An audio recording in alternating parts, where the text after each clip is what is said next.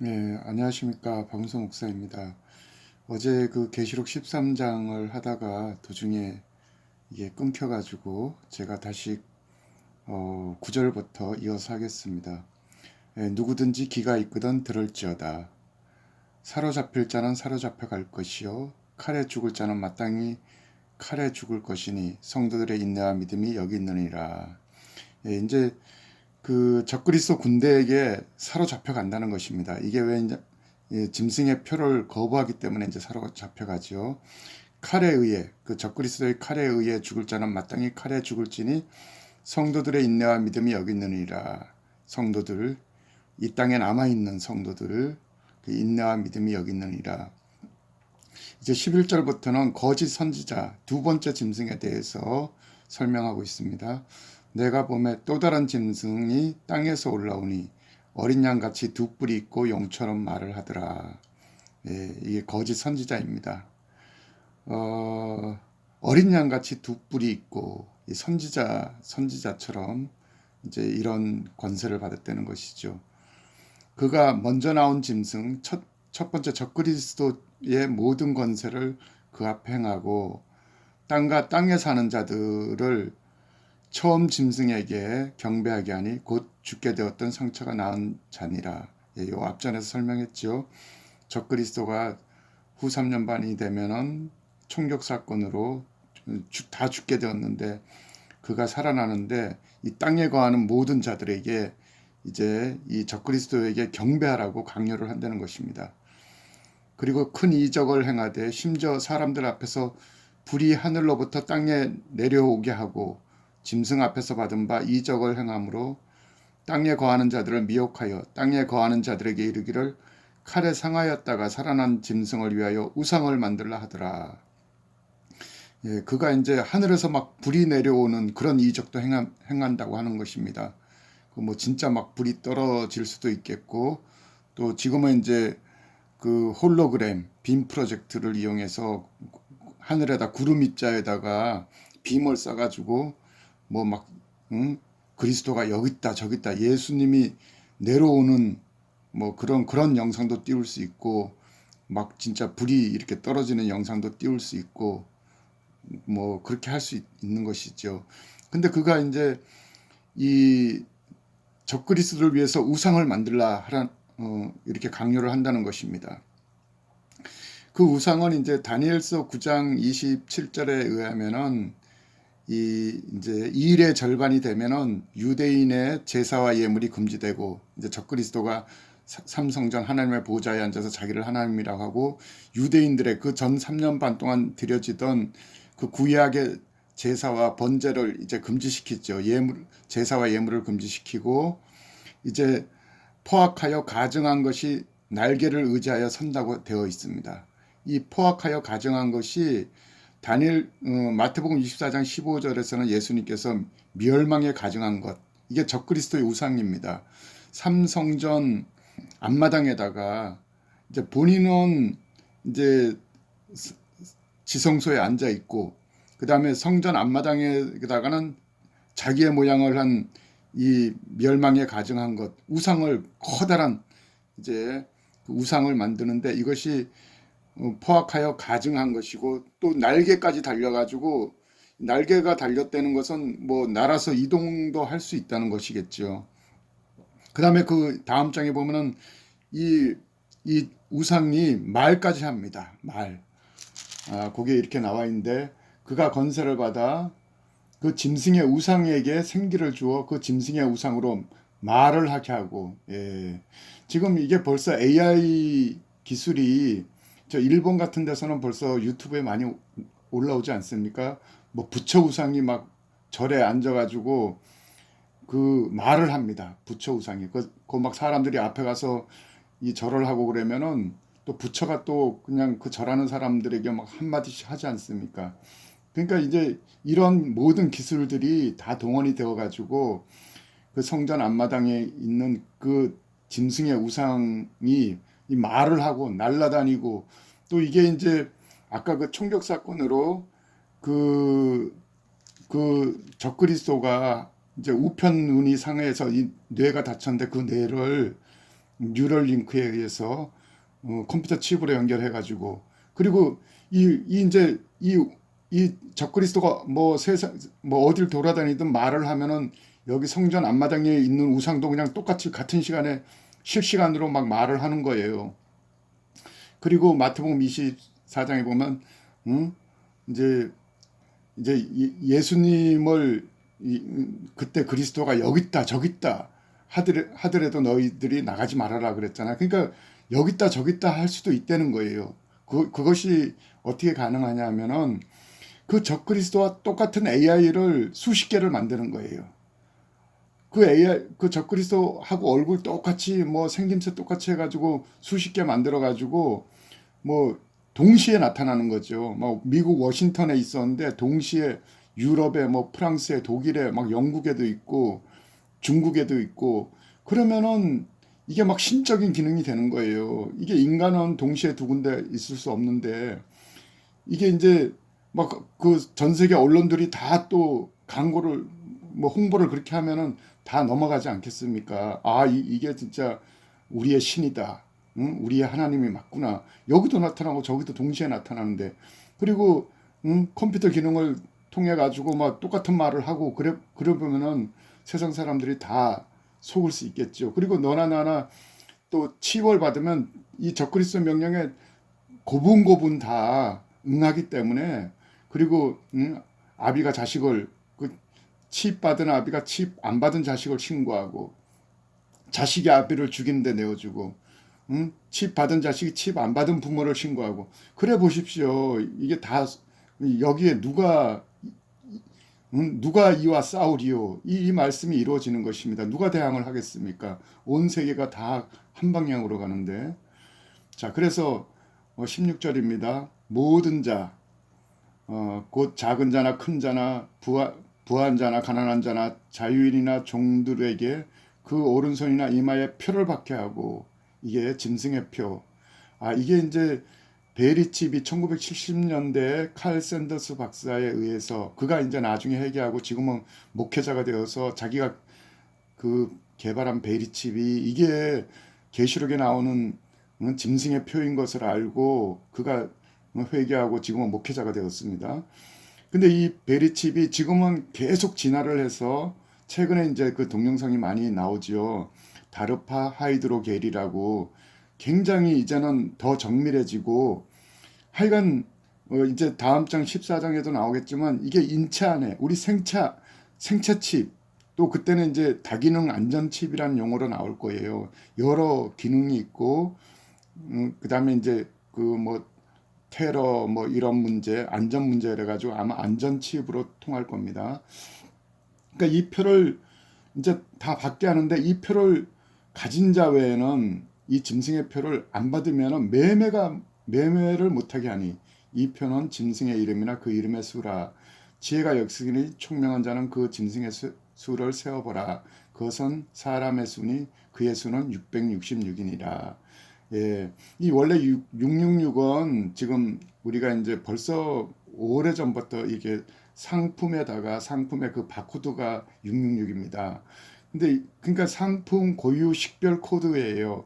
근데 이게 이 고유 식별 코드가 이제 사람이 전부 이제 고유 식별 상품화 되는 것이죠. 어떤 사람 그러면 뭐 국적 어디 뭐 이런 바코드에 그 사람을 식별할 수 있는 모든, 이 사람의 건강, 뭐 재산, 그 이 사람의 사회적인 위치, 신분, 이 모든 것이 이제 상품 코드처럼 되어 가지고 그 기능이 이 칩 안에 들어가 있어 가지고 그가 어딜 가든 신분증명, 이 사람의 그 의료 그거 헬스케어, 그다음에 각종 이 예금이나 이런 모든 것이 이 칩 안에 다 들어가는 것입니다. 그러니까 이게 없으면 이제 매매를 못 하는 겁니다. 그래서 이제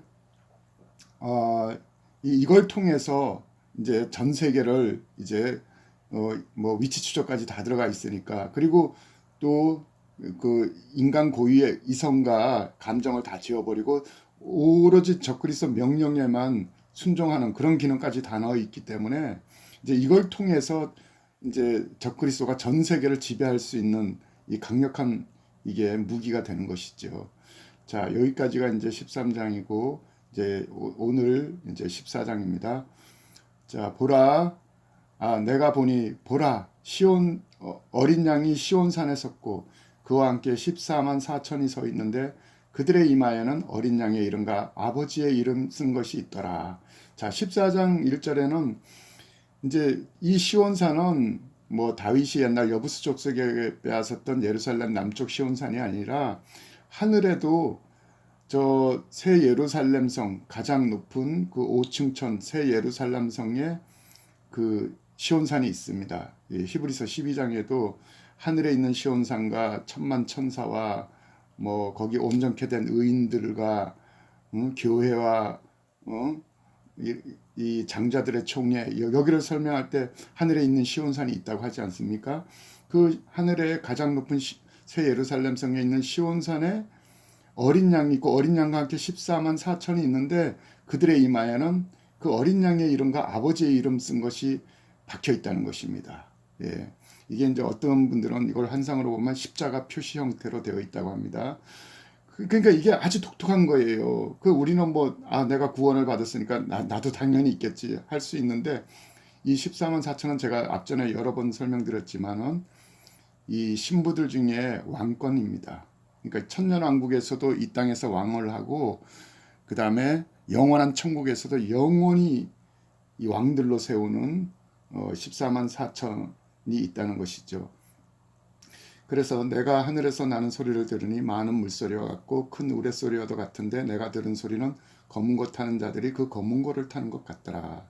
그들이 이 14만 4천이 보좌과 네 생물과 장로들 앞에서 새 노래를 부르니 땅에서 속량함을 받은 14만 4천 밖에는 능히 이 노래를 배울 자가 없더라. 자, 요 14만 4천이 천국의 가장 높은 천국의 중심 아버지 보좌과 네 생물과 장로들 앞에서 새 노래를 부르는데 요 14만 4천만 부르는 노래가 있는데 제가 이제 이 장면을 보니까 그들이 새 노래를 부르고 그 다음 동작이 뭐냐? 이제 심판의 군대가 되어서 계시록 19장에 하늘의 백마탄 군대가 되어서 심판하러 이 어린 양을 따라 내려오기 직전에 이 노래를 부르는 것입니다. 예, 이제 잘 이렇게 이해를 해 보시기 바랍니다. 자, 이 사람들은 여자와 더불어 더럽히지 아니하고 순결한 자라. 어린 양이 어디로 인도하든지 따라가는 자며 사람 가운데 속량함을 받아 처음 익은 열매로 하나님과 어린 양에게 속한 자들이니 그 입에 거짓말이 없고 흠이 없는 자들이라.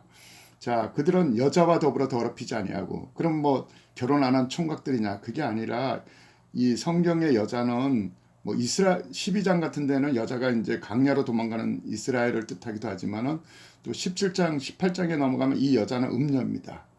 그러니까 이 14만 4천은요, 구약, 신약, 요번에 우리 인류, 그러니까 아담 이후에 요번에 그 인류들 속에서 각 시대에서 아주 뽑고 뽑은 그래서 어느 시대에서나 가장 신앙이 좋았던 그러니까 천국 성적표 신앙 성적표가 1등부터 14만 4천 등까지 들어간다고 봐야 됩니다.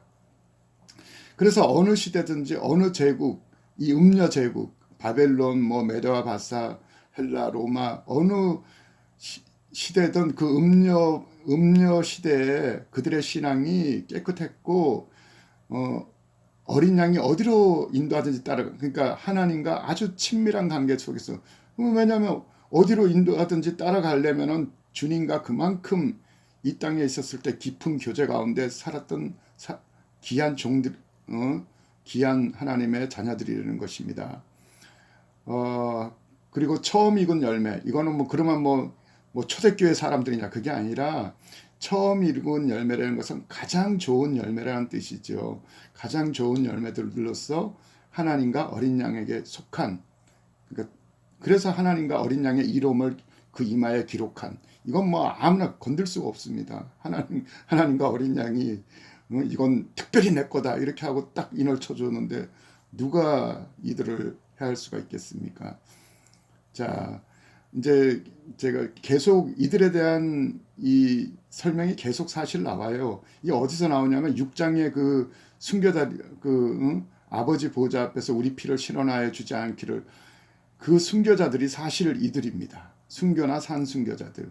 그 다음에 이제 다음에 나오겠지만 17장에 가면은 어 이제 이제 이 땅의 짐승과 열불과 이제 어린 양 그들이 어린 양과 더불어 싸우려니 어린 양은 만주의 주요 만왕의 왕이심으로 그들을 이기실 터요. 또 그와 함께 있는 자들 곧 부르심을 받고 택하심을 받은 진실한 자들도 이기리로다. 바로 이 부르심을 받고 택하심을 받은 어린 양과 함께 있는 이들이 또 14만 4천이고요. 그 다음에 아까 말한 계시록 19장 14절에 하늘에서 백마탄 군대가 내려올 때 그들이고요. 20장 4절에는 심판의 보좌에 앉는 이들인데 바로 14만 4천 개의 보좌가 있습니다. 그 이들이고, 계시록 21장에 넘어가면은 또 땅의 왕들이 나옵니다. 이제 천년왕국이 끝나고 하늘에서 새 예루살렘 성이 내려오면은 만국이 그 빛 가운데 다니고 땅의 왕들이 천년왕국 동안 이 땅에 분봉왕으로 있었던 그들이 자기 영광을 가지고 그리로 새 예루살렘 성으로 입성 들어가리라. 사람들이 그 왕들이 만국의 영광과 존귀를 가지고 그리로 새 예루살렘 성으로 들어가겠고, 자, 그들은 오직 어린 양의 생명책에 기록된 자들만 들어가더라. 그러니까 제가 요 앞전 시간에 말씀드렸죠. 생명록책이 있고 어린 양의 생명록책이 따로 있는데 어린 양의 생명록책에는 요 14만 4천 왕들의 명단만 기록되어 있다고 합니다. 자, 그리고 22장도 마찬가지예요. 3절에 다시 이제 생명수강에 이제 다시 저주가 없으며 하나님과 그 어린 양의 보좌가 그 가운데 있으리니 그의 종들이 그를 섬기며, 그러니까 하나님과 예수님 가장 측근에서 그 얼굴을 보면서 섬길 수 있는 종들이 요 14만 4천 왕들입니다. 그의 얼굴, 하나님과 어린 양의 얼굴을 볼 터이요 그의 이름, 아버지와 어린 양의 이름도 그들의 이마에 있으리니, 이렇게 해서 5절 끝에 그들이 세세토록 왕노릇 하리로다. 영원한 천국에서도 세세토록 왕이 왕노릇 한다는 것입니다. 자, 14장 6절입니다. 또 보니 다른 천사가 공중에 날아가는데 땅에 거주하는 자들 곧 그 민족과 종족과 방언과 백성에게 전할 영원한 복음을 가졌더라. 그가 큰 음성으로 이르되 하나님을 두려워하며 그에게 영광을 돌리라. 이는 그의 심판의 시간은 마지막 7 대접에, 여기서부터는 이제 연속입니다. 이제는 이제 마지막 7 대접이 부어지면서 예수님의 지상 재림까지 계속 연속 사항이죠. 그러니까 그의 하나님의 심판의 시간이 이르렀으니 하늘과 땅과 바다와 물들의 근원을 만드신 이를 경배하라 하더라. 또 다른 천사 둘째가 그 뒤를 따라 말하되 무너졌도다 무너졌도다 큰 성 바벨론이여 모든 나라에게 그의 음행으로 말미암아 진노의 포도주를 먹이던 자도라 하더라. 이제 바벨론 심판이 이어지죠. 바벨론은 뭐냐면 계시록 17장 18장에 제가 말씀드리겠는데, 이 짐승과 적그리스도, 짐승과 열불이 만든 예루살렘을 중심으로 온 세계를 통치하는 그 적그리스도의 시스템이 바벨론입니다. 자, 이게 이제 무너진다는 거예요. 이제 또 다른 천사 곧 셋째가 그 뒤를 따라 큰 음성으로 만일 누구든지 짐승과 그의 우상에게 경배하고 이마나 손에 표를 받으면, 짐승의 표를 받으면 그도 하나님의 진노의 포도주를 마시리니 그 진노의 잔에 섞인 것이 없이 부은 포도주라. 거룩한 천사들 앞과 어린 양 앞에서 불과 유황으로 고난을 받으리니 그 고난의 연기가 세세토록 올라가리로다. 짐승과 그의 우상에게 경배하고 그의 이름의 표를 받는 자는 누구든지 밤낮 쉼을 얻지 못하리라 하더라. 자, 계속해서 이 짐승의 표는 절대 받으면 안 됩니다. 저 어떤 목회자들은 아니 뭐 예수님 믿는 믿음이 있으면 구원을 일단 받은 건데 그 자기가 잘못 선택해가지고 이 짐승의 표 이걸 받는다고 구원이 취소되느냐? 취소됩니다. 자, 이 하나님께서요 그 어떤 그 귀한 종에게 말씀하시기를 이 짐승의 표는 제2의 선악과의 비중으로 두셨다고 합니다. 그러니까 아덴 동산에서 그 아담에게 네가 각종 열매를 먹되 이 선악과 열매는 먹지 말라고 했는데 그 아담과 하와가 이것을 먹어서 하나님의 율법을 범하고 추방을 당했습니다. 하나님이 그때 마음이 얼마나 아프셨겠습니까? 이 규율을 이게 이 규율을 이거를 안 지켰기 때문에. 근데 이제 두 번째 이 짐승의 표를 이 선악과와 같은 비중으로 둔 거예요. 이거는 절대로 이건 받으면 안 된다. 불못이다. 여기 지금 이 불과 유황못에 분명히 던져진다고 기록을 했지 않습니까? 누구든지. 근데 뭐 또 뭐 예수님 믿었는데 어떠냐? 안 됩니다. 이거 목회자들이 이거 먼저 굉장히 정확하게 깨닫고 이건 철두철미 안 된다. 받지 말고 차라리 적그리스도 군대한테 들키면은 잡혀가면 안 된다. 잡혀가면은 사로잡혀가거나 짐승의 일에 칼에 죽는데 사로잡혀가면은 제가 앞전 시간에도 말했지만 수천 명을 모아놓고 앞에서 몇 명을 막 완전히 그냥 막 극악무도하게 고문을 합니다. 그러면 고문을 하면은 이게 사람들이 모여 있을 때 고문을 하면요 뒤에 있는 사람들은 그냥 막 저절로 그냥 막 너도나도 자원해서 그 표를 받습니다. 그러니까 적그리스도 군대한테 잡힐 것 같으면 도망을 가다가 이제 총을 쏘겠지요.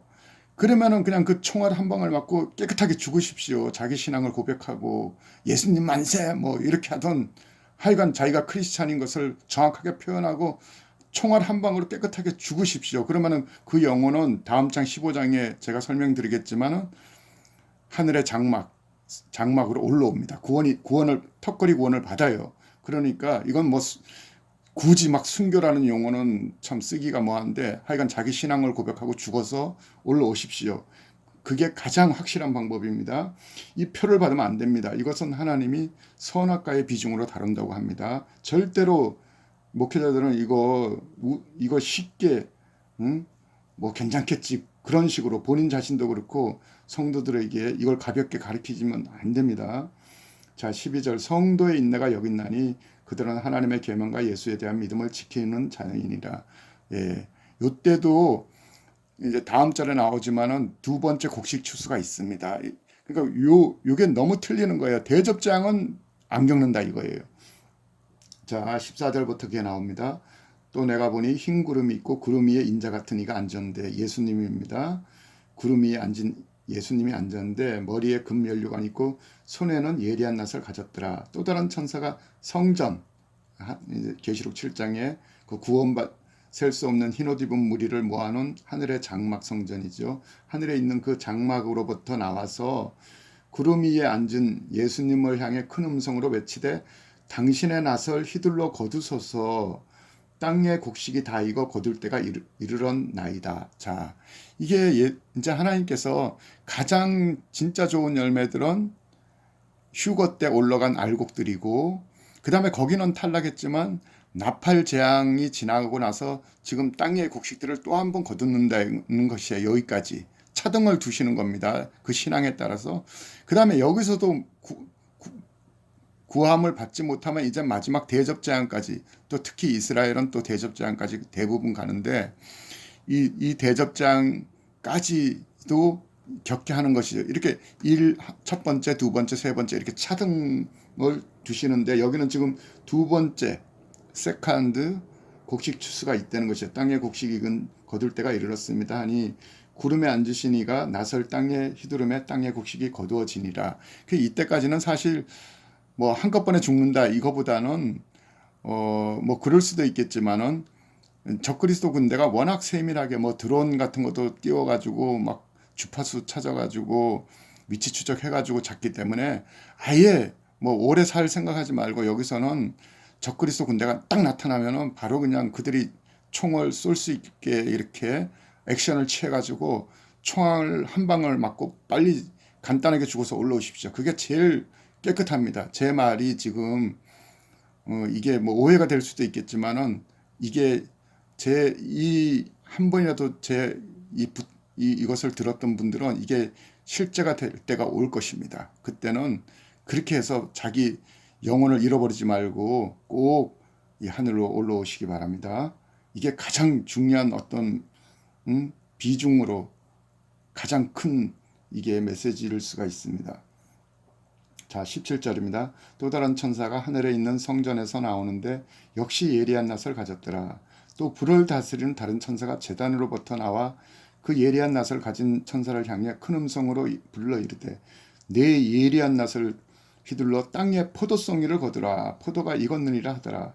천사가 낫을 땅에 휘둘러 땅에 포도들을 거두어 하나님의 진노의 큰 포도주 틀에 던짐에 성 밖에서 그 틀이 밟히니 틀에서 피가 나서 마을 굴레까지 닿았고 1260 스타디온에 퍼졌더라. 자, 이것이 이제 포도주 틀 심판입니다. 이게 이제 어차피 이제 이 대접재앙부터 주님의 지상재림까지는 이 전체가 이제 마지막 하나님의 심판의 재앙으로서 이게 이제 전부 여기에 이제 아마겟돈, 이제 마지막에 아마겟돈으로 그 이스라엘 산 그 심판의 골짜기로 이제 열국의 왕들이 모이지 않습니까? 그러면은 그게 이제 아마겟돈에 열왕들이 모이는데 그때 어린 양이 이제 내려오면서 심판을 베푸는데 거기가 그래서 포도주 틀 심판이 되는 거예요. 그러면 아마겟돈이 어느냐? 이제 많은 학자분들은 무기또 언덕이다 그래가지고 이스라엘 저쪽 북쪽에 갈멜산 밑에 거기 그 평지에 거기에 뭐 여러 나라 군대들이 모일 것이다. 그 모일지는 몰라도 결과적으로 심판의 장소는 예루살렘입니다. 예루살렘 동편 감람산. 예수님이 지상 재림을 그 감람산 꼭대기로 하기 때문에 거기가 심판의 장소고 또 구약에 거기가 사륙의 골짜기가 되는데 그것이 도벳 사당, 도벳 골짜기가 된다고 벌써 요엘서 뭐 예레미야, 이사야에 얼마나 이런 표현이 많이 나옵니까? 예레미야 7장 32절에 거기가 흰놈의 아들 골짜기인데 다른 말로 죽임의 골짜기가 될 것이다. 거기에 매장할 자리가 없을 만큼 많이 매장을 시킬 것이다. 또 이사야 30장 33절에 도벳은 이미 세워졌고 예비가 되었고 깊고 넓게 파졌으니 불과 나무가 쌓여 있고 여호와의 호흡이 유황 개천까지 사르리라. 하나님이 그냥 그 혁혁한 진노의 호흡으로 내려와 가지고 유황 개천같이 그냥 거기에 하나님의 진노가 부어진다는 것입니다. 그래서 이 요엘서에서는 거기가 뭐 심판의 골짜기에 사람이 많으며 이 요엘 선지자가 그렇게 얘기를 했고 그 다음에 스가랴 12장에도 어떻게 되어 있습니까? 보라 내가 예루살렘으로 그 사면 모든 민족에게 취하게 하는 잔, 그러니까 이 아마겟돈을 말하는 거예요. 이제 마지막 시간에 예루살렘이 이 무거운 돌이 되면서 또 한편으로는 민족이 취하게 한번 취하면 깨어나지 못하는 취하게 하는 잔이 되는데 예루살렘이 에워쌀 때 유다에까지 이르리라. 그날에 내가 예루살렘을 모든 민족에게 무거운 돌이 되게 하리니 그것을 드는 모든 자는 크게 상할 것이다. 죽을 것이다. 천하만국이 그것을 치려고 모이리라. 열국이 열왕이 그러니까 세계 각 나라 민족이 그러니까 제가 이제 계속 설명드리겠지만은 빅3 군대가 있습니다. 여기 아마겟돈에 모이는 큰 빅3가 있는데 짐승과 열불은 이미 이 적그리스도가 이제 제3성전에 앉을 때부터 예루살렘을 중심으로 여기가 바벨론 시스템에 대해서 온 세계를 거기를 중심으로 통치를 합니다. 그리고 이제 에스겔 38장 39장에 가면 북에서 고개 군대, 러시아가 중심으로 된 바사 그 연합 군대가 북에서 내려오지 않습니까? 그래서 에스겔 38장 39장 그것도 러시아가 중심된 고개 군대예요. 그 다음에 이제 다음에 살펴볼 계시록 16장에 보면은 그 유브라데기 강이 가려면서 동편에서 동방에서 오는 왕들이 있다고 하지 않습니까? 동쪽에서 지금으로 말하면 중국, 뭐 이란, 인도 뭐 전부 다 이 예루살렘에서 보면 동쪽이죠. 이 동방 군대들이 또 옵니다. 그래서 이 고개 군대, 러시아 군대와 중국 군대는 힘을 합치게 돼 있습니다. 지금 중국과 러시아는요 묘하게 이 둘이 힘을 합쳐서 미국의 패권에 도전을 하는 거예요. 그리고 이제 짐승과 열불로 미국과 유럽연합, 왜냐하면 이제 이 새로 된 제국, 그러니까 그 다니엘서 2장에는 이 종아리가 새로 됐고 발과 발가락도 새와 진흙으로 돼 있지 않습니까? 그러니까 옛 로마 제국, 유럽 연합 지금과 가장 성격이 비슷한 데가 거기죠. 그래서 그 미국과 열불이 한 패권이 되고 그다음에 중국과 러시아가 또 다른 한 뭉치가 되어서 둘이 싸웁니다, 먼저. 그래서 형제가 형제, 동무가 동무의 칼에 의해 서로 치고받고 할 때 하늘에서 하늘의 백마탄 군대, 예수님의 군대가 내려와서 인간 군대를 다 진멸하고 거기가 심판의 골짜기 도벳 사당이 된다는 것이죠. 자, 오늘은 이 14장을 기준으로 말씀드리고 이제 다음에 15장을 하도록 하겠습니다. 감사합니다.